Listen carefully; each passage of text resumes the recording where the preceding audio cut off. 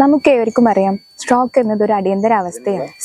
സമയത്തിനുള്ളിൽ സ്ട്രോക്ക് എന്ന വ്യാധി തിരിച്ചറിയുകയും അതിനുള്ള ചികിത്സാ നടപടികൾ സ്വീകരിക്കേണ്ടതും അനിവാര്യമാണ്. ഇന്നത്തെ ഈ വീഡിയോയിൽ സ്ട്രോക്കിന്റെ ലക്ഷണങ്ങൾ, അതിനുള്ള പ്രധാന സമയപരിധികൾ കൂടാതെ സമയബന്ധിത ചികിത്സാ രീതികൾ നമുക്കൊന്ന് നോക്കാം. എന്താണ് സ്ട്രോക്ക്? സ്ട്രോക്ക് എന്നത് മസ്തിഷ്കത്തിലേക്കുള്ള രക്തപ്രവാഹം തടസ്സപ്പെടുകയോ രക്തക്കുഴലുകൾ പൊട്ടുകയോ ചെയ്യുന്ന ഒരവസ്ഥയാണ്. ഇത് പ്രധാനമായും രണ്ടു തരത്തിലുണ്ട്. ഒന്ന് ഇഷീമിക് സ്ട്രോക്ക്, അത് രക്തക്കുഴലുകൾ ബ്ലോക്ക് ഉണ്ടായി രക്തത്തിന്റെ പ്രവാഹം തടസ്സപ്പെടുന്നു.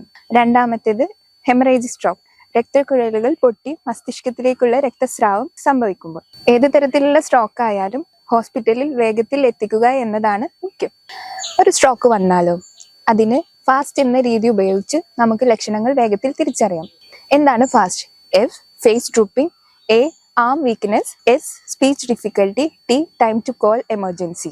ഇനി പ്രധാനപ്പെട്ട സമയപരിധികൾ. സ്ട്രോക്ക് സംഭവിച്ചാൽ ഓരോ മിനിറ്റും വിലപ്പെട്ടതാണ്, പ്രത്യേകിച്ച് ഫസ്റ്റ് 60 മിനിറ്റ്സ്, അതായത് ഗോൾഡൻ ഹവർ. ഇതിനുള്ളിൽ ചികിത്സ ലഭിക്കുകയാണെങ്കിൽ പൂർണ്ണമായ സുഖം പ്രാപിക്കാനുള്ള സാധ്യത കൂടുതലാണ്. ഇനി പ്രധാനപ്പെട്ട ചികിത്സാ രീതികൾ. First one, thrombolytic injection. ഇത് രക്തക്കുഴലുകളിലെ ബ്ലോക്കുകൾ ഇല്ലാണ്ടാക്കാൻ സഹായിക്കുന്നു. സ്ട്രോക്കിന്റെ ലക്ഷണങ്ങൾ കണ്ടു തുടങ്ങിയത് മുതൽ 4 മണിക്കൂറിനുള്ളിൽ ഇത് നൽകേണ്ടതാണ്. Second one, thrombectomy.